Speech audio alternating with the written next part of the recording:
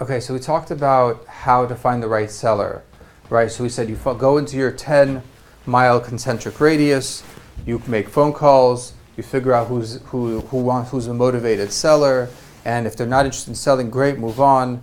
If they are interested in selling, then you basically say, how much do you want for the business and what kind of down payment will you take? Once they tell you how much they want for the business and what kind of down payment they'll take, then you say, we typically try and get a 75% of the net profit for the first year down payment. If they say, no, that we can't do that, then just move on. That's how you know to just move on. Because there's plenty of businesses to sell. There's no lack of businesses. You really want to find motivated businesses with income, and those are easy to move, and there's a ton of those that always exist. So now you found that motivated seller, right? You found that you have a good product in your hands. You have a good business for sale, where you can get in, someone can get in at a good deal. And usually businesses sell between, maybe 2 to 4 time multiples of what they're doing. So if it's making $100K a year or making $150K a year, they'll sell it for like $300K, right? So a person can get in for 75% at the first year and probably make a little more than their money back in 2 years, right? So basically the idea is it's a good deal for potential buyers to get in, right? It's an attractive deal. Now, how do you find those right buyers, right? You have the product, you have a good deal on your hands, but how do you find those buyers? So like we talked about earlier, we have this, our secret sauce is that we're getting the buyer in for 75% or sometimes even 50% of the first year net profit.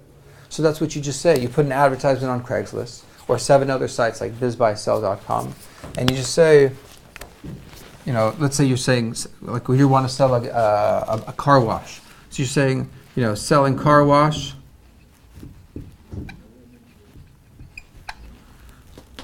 $100K down. Oops, $100K down.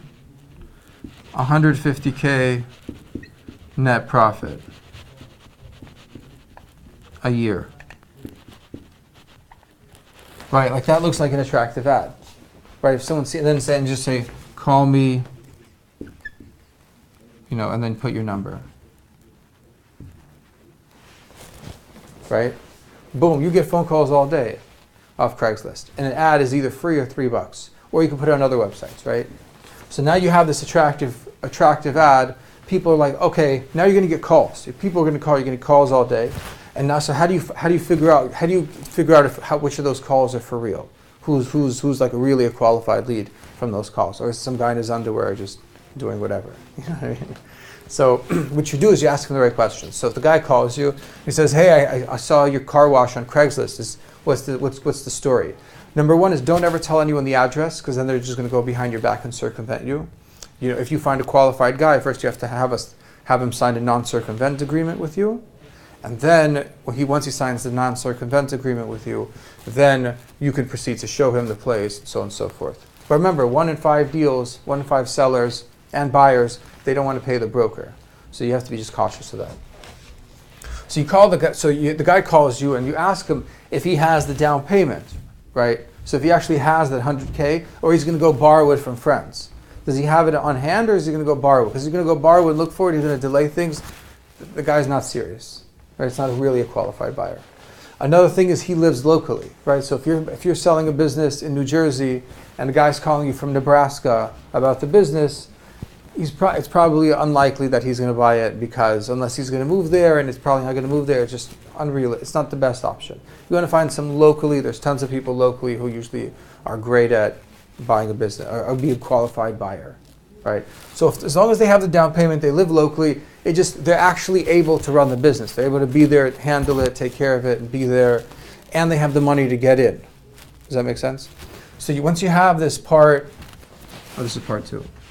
Once you have this information, so then you have a qualified buyer, right?